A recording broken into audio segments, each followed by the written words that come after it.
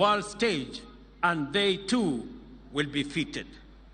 This administration has also taken deliberate steps to build and invest in the creative economy. First, the famous Grammy Awards have a partnership with us, and starting January, the Innovation Studios of Hollywood have agreed to begin shooting multiple movie rights here in Kenya. Google, in collaboration with the Ministries of Education and ICT, has begun implementing a Kenya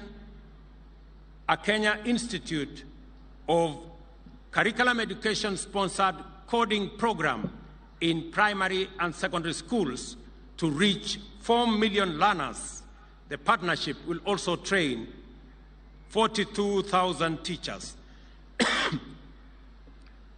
I have good news for our creatives and those who imagine and produce content through Facebook and Instagram.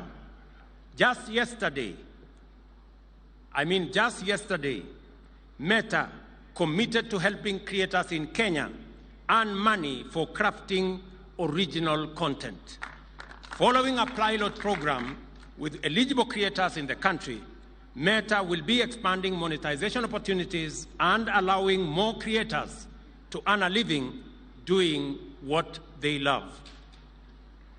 Kenya possesses impressive credentials as a source of highly professional human capital with highly educated, trained, skilled, and dynamic young people. We have systematically and intentionally negotiated separate bilateral agreements with countries in the Middle East, Europe, and the Americas to connect our skilled workforce